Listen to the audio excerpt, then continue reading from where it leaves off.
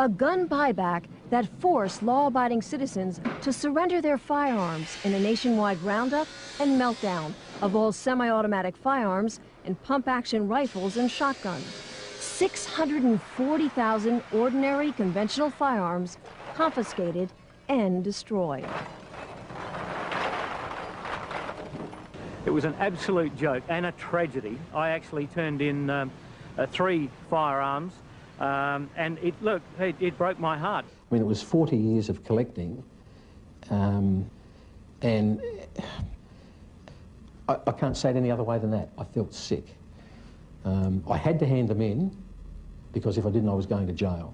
There's no ifs or buts about that. By taking that gun away from me, they've stolen something from me.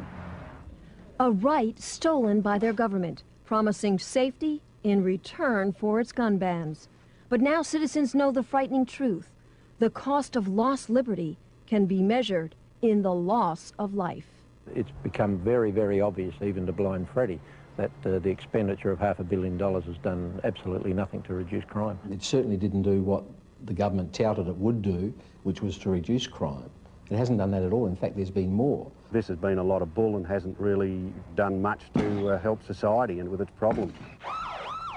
Cold, hard facts the anti-gun forces can no longer escape.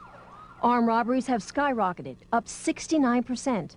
Assaults involving guns rose 28%. Gun murders increased 19%. And a new phenomenon, home invasions jumped 21%.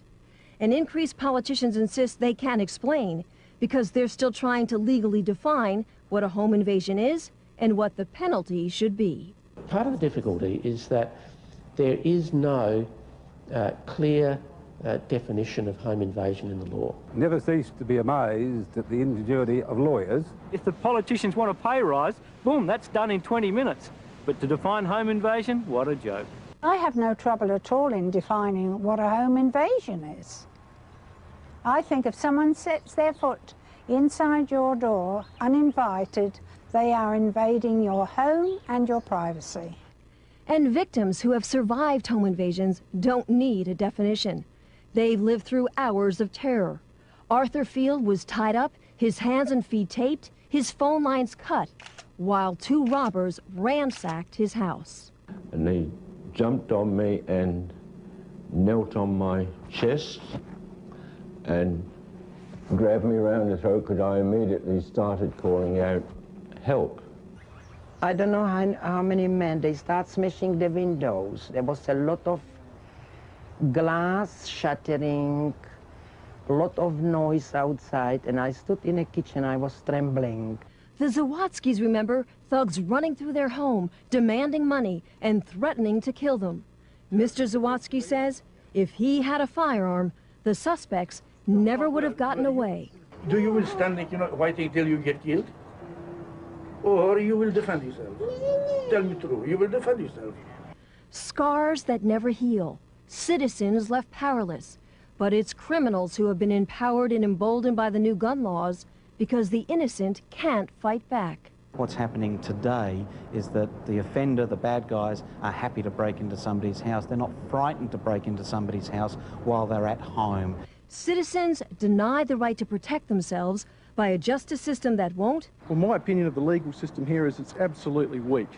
Weak as water. I mean, it's because they've just got no backbone. That the sentencing for various crimes is just pathetic. And police who can't.